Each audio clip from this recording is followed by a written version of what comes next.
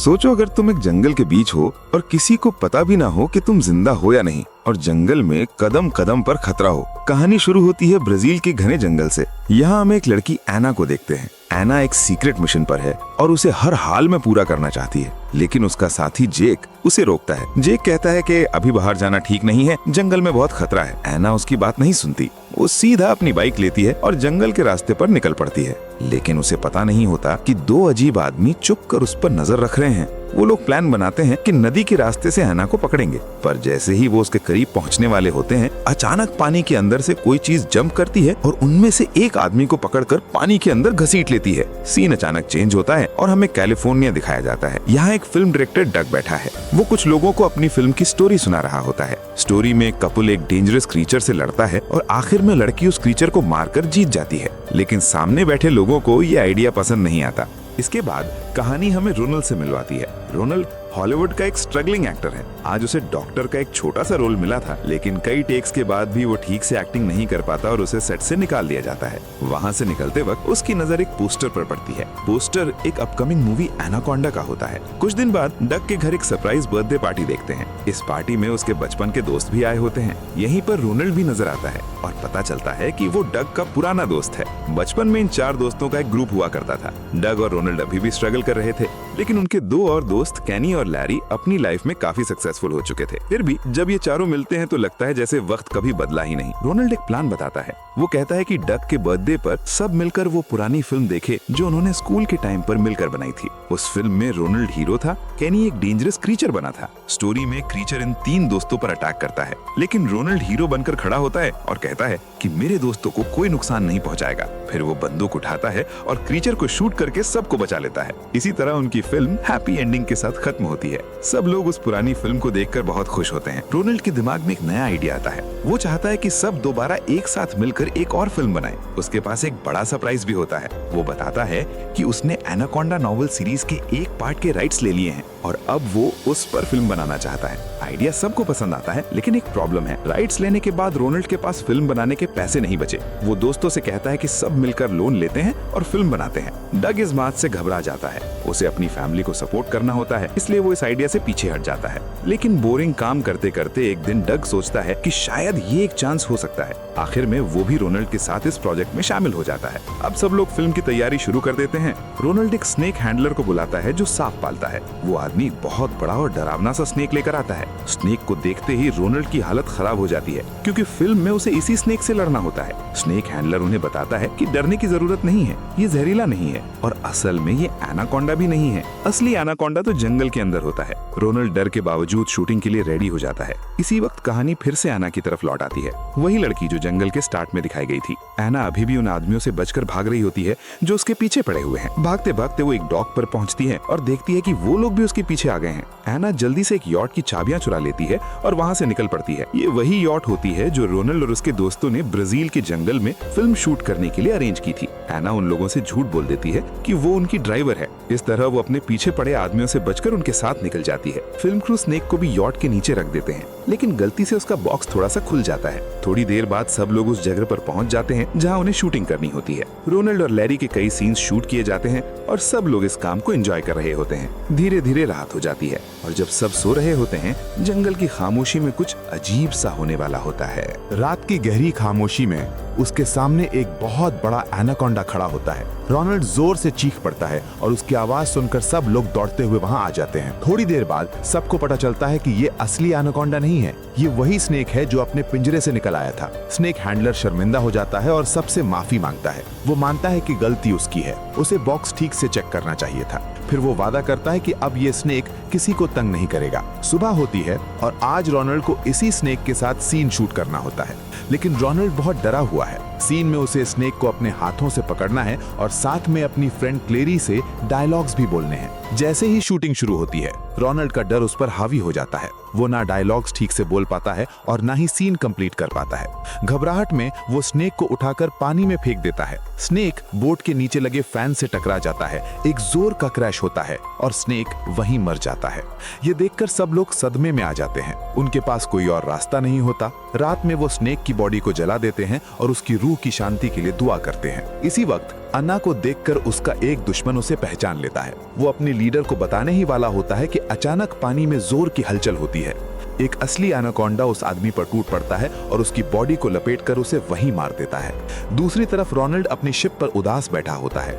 Snake handler उससे पूछता है कि वो इतना परेशान क्यों है। रोनाल्ड दिल खोलकर बताता है कि वो हॉलीवुड का एक स्ट्रगलिंग एक्टर है, उसे कभी कोई बड़ा रोल नहीं मिला, इसीलिए उसने खुद की मूवी बनाने का फैसला किया था। लेकिन अब स्नेक के बिना फिल्म भी कंप्लीट नहीं हो पाएगी। ये सुनकर स्नेक हैंडलर इमोशनल हो जाता है। वो रोनाल्ड से वादा करता है कि आज रात ही जंगल में जाकर एक बड़ा स्नेक पकड़कर लाएगा। रात होते ही वो आदमी अकेला जंगल में निकल पड़ता है, लेकिन जंगल उससे कोई मौका नहीं देता। अचानक एक असली एनाकोंडा उस पर हमला करता है और पल भर में उसे पकड़कर नदी के अंदर घसीट लेता है। तो रोनाल्ड घबरा जाता है और सबको जाकर बताता है। कुछ देर तक सब लोग उसका इंतजार करते हैं, लेकिन जब वो फिर भी नहीं आता तो सब मिलकर जंगल में उसे ढूंढने का फैसला करते हैं। साथ ही ये भी सोचते हैं कि अगर वो ना मिला तो कम से कम एक स्नेक पकड़ कर ले आएंगे ताकि फिल्म कंप्लीट हो सके। सब लोग जंगल के अंदर निकल पड़ते हैं और अन्ना भी उनके साथ होती है। जंगल के अंदर उन्हें एक पुरानी वैन दिखाई देती है और आसपास से अजीब सी सर सर की आवाज आती है।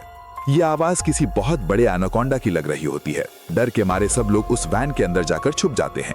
तभी अचानक वैन की विंडो पर एक लाश जा गिरती है। वो उन्हीं के साथी की बॉडी होती है, खून में लिपटी हुई। ये देखकर सबकी सांसें थम जाती हैं। अगला ही पल और वैन के सामने एक बहुत बड़ा एनाकोंडा खड़ा होता है। सब लोग जल्दी से वैन चलाकर वहां से भागने का प्लान बनाते हैं, लेकिन वैन स्टार्ट ही नहीं होती। अपने दोस्तों को बचाने के लिए डग बाहर निकलकर वैन ठीक करने का रिस्क लेता है। जैसे ही वो बाहर होता है, एनाकोंडा उसे देख लेता है। वो अपना बड़ा सा मुंह खोलकर डग की तरफ बढ़ने लगता है, लेकिन ठीक उस वक्त उसके दोस्त उसे पकड़कर जल्दी से वैन के अंदर खींच लेते हैं और डोर बंद कर देते हैं। डग बच जाता है, लेकिन खतरा यहीं खत्म नहीं होता। अन्ना के पीछे पड़े माफिया के लोग भी अब उन सब के पीछे आ जाते हैं। अन्ना सबको सच बताती है कि ये जंगल में छुपे माफिया के लोग हैं जो पुलिस से बचने के लिए यहाँ रहते हैं और अब सबको लूटना चाहते हैं। अन्ना वैन में पड़ी एक गन उठा लेती है और पीछे आ रहे लोगों पर गोली चलाने लगती है। उसका फाइटिंग स्टाइल बिल्कुल एक ट्रेंड सोल्जर जैसा होता है। डग उसकी हिम्मत और एक्शन देखकर हैरान रह जाता है। किसी तरह सब लोग वापस अपनी शिप तक पहुंच जाते हैं, लेकिन अन्ना का असली दुश्मन माफिया का लीडर भी उनका पीछा करता हुआ वहां आ जाता है। वो चारों दोस्तों पर गन तान देता है। तभी पीछे से अन्ना चुपके से आती है और बंदूक के बट से उसके सर पर जोर का वार करती है। लीडर वहीं बेहोश हो जाता है। अन्ना सबको समझाती है कि अब यहाँ रुकना बहुत खतरनाक है, उन्हें तुरंत आइलैंड छोड़कर निकल जाना चाहिए। लेकिन रोनाल्ड और डग सीधा मना कर देते हैं। वो कहते हैं कि वो वापस नहीं जा सकते। उन्होंने इस फिल्म के लिए बहुत बड़ा लोन लिया है और जब तक मूवी कंप्लीट नहीं होती वो यहाँ से नहीं जाएंगे। अन्ना मजबूर हो जाती है। डग पूरी रात लैपटॉप के सामने बैठा स्क्रिप्ट लिखता रहता है। सोचते सोचते उसके दिमाग में एक नया आइडिया आता है। वो डिसाइड करता है कि मूवी का मेन रोल अब रोनाल्ड को नहीं बल्कि एना को दिया जाएगा। डग को लगता है एना का स्टाइल बहुत पावरफुल है, अगर एना लीड रोल करे तो मूवी सुपरहिट हो सकती है। सुबह होते ही डग सबको अपनी नई स्क्रिप्ट दिखाता है। वो बताता है कि उसने एना को लीड इसीलिए बनाया है क्योंकि स्ट्रॉन्ग फीमेल एक्शन रोल वाली मूवीज को अवार्ड मिलने के चांसेस ज्यादा होते हैं। शायद उनकी मूवी ऑस्कर तक पहुंच जाए। सबको नई स्क्रिप्ट पसंद आती है। रोनाल्ड और क्लैरी डग से पूछते हैं कि उनका रोल क्या होगा। डग समझाता है कि स्टोरी में तुम दोनों जंगल में खजाना ढूंढने आओगे, तब एक खतरनाक एनाकोंडा तुम्हें घेर लेगा और फिर एना आकर तुम सबकी जान बचाएगी। आइडिया सुनकर सब लोग शूटिंग शुरू कर देते हैं। डग लगातार एना के सीन्स शूट करता रहता है। धीरे धीरे रोनाल्ड और क्लैरी को गुस्सा आने लगता है। उन्हें लगता है डग अब सिर्फ एना पर फोकस कर रहा है और उन दोनों को भूल गया है। उन्हें ये भी महसूस होता है कि जितने सीन्स एना के शूट हो चुके हैं उनके कैरेक्टर्स अब बहुत छोटे लगने वाले हैं। डग उन्हें समझाने की कोशिश करता है। वो कहता है कि मैं जो कर रहा हूँ सबकी भलाई के लिए कर रहा हूँ, हमें मूवी को हिट बनाना है। एना असली स्टंट्स करती है, इसलिए स्क्रीन पर सब कुछ नेचुरल लगेगा। ये बात रोनाल्ड को और ज्यादा गुस्सा दिला देती है। वो डग पर चिल्लाता है और कहता है कि ये आइडिया मेरा था, तुम इसे मेरी मर्जी के बिना नहीं बदल सकते। उनकी बहस अभी चल ही रही होती है कि तभी उनके पास से एक बहुत बड़ी लग्जरी शिप गुजरने लगती है। उस शिप पर फेमस हॉलीवुड एक्टर्स होते हैं और पूरा सेटअप एक बड़ी मूवी की शूटिंग के लिए बना होता है। ये सब देखकर रोनाल्ड और उसके दोस्तों के होश उड़ जाते हैं। उन्हें पता चलता है कि वो लोग भी एनाकोंडा पर ही एक बड़ी फिल्म बना रहे हैं। रोनाल्ड के तीनों दोस्त टूट जाते हैं। उन्होंने अपनी सेविंग्स और लोन सब कुछ इस मूवी पर लगा दिया था। अब लग रहा था कि उनकी मेहनत बेकार हो जाएगी। सब लोग रोनाल्ड पर गुस्सा निकालते हैं, कहते हैं उसके पागल आइडिया की वजह से वो सब यहाँ फंस गए हैं। रोनाल्ड भी गुस्से में जवाब देता है। वो कहता है कि अगर मैंने ये आइडिया न दिया होता तो तुम सब आज भी अपनी बोरिंग जॉब्स में लगे होते। बहस इतनी बढ़ जाती है कि रोनाल्ड अकेला ही वहां से चला जाता है। वो डिसाइड करता है कि अब वो उस बड़ी हॉलीवुड टीम के पास जाएगा और उनके साथ काम करेगा। चाहे उसे छोटा सा रोल ही क्यों ना मिले। उधर डग और बाकी लोग भी सोचने लगते हैं कि शायद अब यहाँ रुकने का कोई फायदा नहीं, लेकिन रोनाल्ड थोड़ी दूर ही गया होता है कि उसे अजीब मंजर दिखाई देता है। जो बड़ी शिप अभी कुछ देर पहले यहाँ से गुजरी थी वो बुरी तरह तबाह हो चुकी होती है। हर तरफ अफरा तफरी होती है। रोनाल्ड समझ नहीं पाता कि इतनी जल्दी यहाँ क्या हो गया। तब उसके सामने एक असिस्टेंट डायरेक्टर आती है। वो रोनाल्ड को देखकर खुश हो जाती है, जैसे कोई उसे बचाने आ गया हो। वो रोनाल्ड को हाथ हिलाकर अपनी तरफ बुलाती है। रोनाल्ड उसकी तरफ बढ़ने ही वाला होता है कि अचानक पानी से एक बहुत बड़ा एनाकोंडा जंप करता है और उसे पल भर में निगलकर वापस पानी में गायब हो जाता है। दूसरी तरफ डग अब भी जिद पर अड़ा होता है। वो कहता है कि फिल्म की शूटिंग एना के साथ ही कंप्लीट होगी, लेकिन उसके दोस्त इस बात से खुश नहीं होते। उन्हें अभी तक सच पता नहीं होता। सच ये था कि एना को फिल्म से कोई लेना देना नहीं था। वो अब भी अपने मिशन पर थी। एक दिन वो सब पर गन तान देती है और उन्हें जंगल के अंदर ले जाती है। तब पता चलता है कि एना असल में एक इल्लीगल गोल्ड माइनर है। वो जंगल से सोना चुरा रही थी और अब सबको मजबूर कर रही है कि उसके लिए काम करें। कुछ देर बाद जब वो लोग वापस बोट पर आते हैं तो उनके पास काफी सोना जमा हो चुका होता है। एना अब भी सबको गन पॉइंट पर ही रखे होती है। तभी वहां एक आदमी वापस आ जाता है जो शुरू से एना का पीछा कर रहा था। अब पता चलता है कि वो माफिया नहीं बल्कि एक पुलिस ऑफिसर है। वो एना को गिरफ्तार करना चाहता है क्योंकि एना जंगल का खजाना चुरा रही थी। ऑफिसर एना पर गन तानने ही वाला होता है कि जंगल में छुपा रोनाल्ड अचानक गोली चला देता है। रोनाल्ड को सच पता नहीं होता और वो समझता है कि वो अपने दोस्तों को बचा रहा है। गोली ऑफिसर को लगती है और वो जख्मी होकर गिर जाता है। एना तुरंत मौका पकड़कर ऑफिसर को गोली मार देती है और उसे खत्म कर देती है। फिर वो दोबारा सब पर गन तान देती है और जबरदस्ती काम करवाने लगती है। लेकिन इसी पल जंगल फिर से अपना असली चेहरा दिखाता है। पानी में जोर की हलचल होती है। एक भयानक एनाकोंडा अचानक बाहर निकलता है और पल भर में एना को अपने मुंह में पकड़कर पानी के अंदर घसीट ले जाता है। सब कुछ इतनी जल्दी होता है कि किसी को रिएक्ट करने का टाइम नहीं मिलता। डर से उनकी जान निकल जाती है। वो तुरंत जंगल की तरफ भागते हैं। चारों लोग पैनिक में जंगल के अंदर और गहरा भागने लगते हैं, क्योंकि अब उन्हें समझ आ चुका था कि इस जंगल का असली मालिक कोई इंसान नहीं बल्कि वो खतरनाक एनाकोंडा है। डर के मारे ये लोग जंगल में भागते रहते हैं और भागते भागते इतने अंदर चले जाते हैं कि उन्हें समझ ही नहीं आता कि बाहर का रास्ता किधर है। हर तरफ घना जंगल, अजीब आवाजें और मौत का डर। थोड़ी देर बाद उन्हें जमीन पर खून में लिपटा हुआ अपना दोस्त डग नजर आता है। वो बिल्कुल हिला नहीं रहा होता। तीनों को लगता है कि डग मर चुका है। ये मंजर देखकर वो वहीं बैठ जाते हैं और अपने दोस्त की मौत पर रो पड़ते हैं। कुछ देर बाद कैनी खुद को संभालता है। फिर वो एक खतरनाक प्लान बनाते हैं। वो डग की बॉडी को खेतों के बीच बिल्कुल स्केयरक्रो की तरह खड़ा कर देते हैं। उसके सर पर एक पिग भी रख देते हैं। उन्हें लगता है कि पिग भी मर चुका है। उनका प्लान सिंपल था। ये सब मिलकर एनाकोंडा के लिए एक परफेक्ट बेट बन जाएगा। ये सब करके वो लोग वहां से भागने लगते हैं, लेकिन भागते भागते उन्हें पीछे से किसी की चीख सुनाई देती है। जब वो पलट कर देखते हैं तो शॉक हो जाते हैं।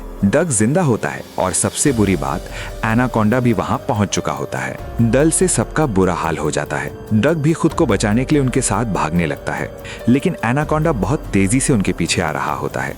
पिग भी हिल रहा होता है और डग को और डर लगने लगता है। अपनी जान बचाने के लिए डग उस पिग को उठाता है और सीधा एनाकोंडा के मुंह की तरफ फेंक देता है। एनाकोंडा का ध्यान एक पल के लिए उस पिग पर चला जाता है और इसी मौके का फायदा उठाकर सब लोग वहां से भाग निकलते हैं। भागते भागते वो आइलैंड के उस हिस्सा में पहुंच जाते हैं जहां एक बड़ा फिल्म सेट लगा हुआ होता है। ये वही सेट होता है जहां एक बड़ी कंपनी एनाकोंडा पर फिल्म शूट कर रही थी। सेट पर हर जगह छोटे छोटे बॉम्ब्स लगाए गए थे ताकि जरूरत पड़ने पर एनाकोंडा को उड़ा दिया जाए। और सच में एक एनाकोंडा वहां पहुंच भी चुका होता है।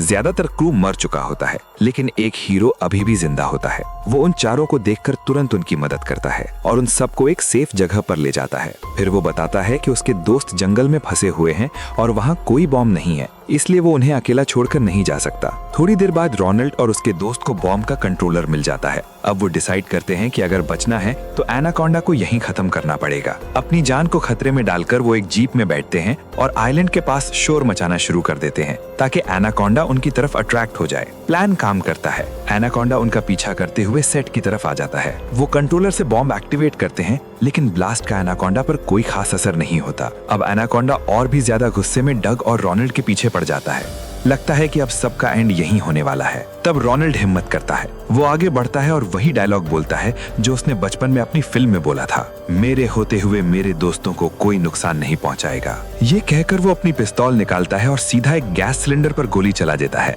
अगले ही पल वहाँ एक जबरदस्त ब्लास्ट होता है। ब्लास्ट इतना पावरफुल होता है कि एनाकोंडा की बॉडी फट जाती है और वो वहीं मर जाता है। आखिरकार सबकी जान बच जाती है। कुछ वक्त बाद हम उन चारों को एक साथ आइलैंड से बाहर निकलते हुए देखते हैं, जिंदा लेकिन हमेशा के लिए बदल चुके। अगर आपको मूवी एक्सप्लेनेशन पसंद आई हो तो वीडियो को लाइक करें, चैनल को सब्सक्राइब करें और दोस्तों के साथ शेयर जरूर करें। कमेंट में जरूर बताएं कि नेक्स्ट किस मूवी की एक्सप्लेनेशन चाहिए। मैं कमेंट्स में से बेस्ट मूवी पिक करूंगा।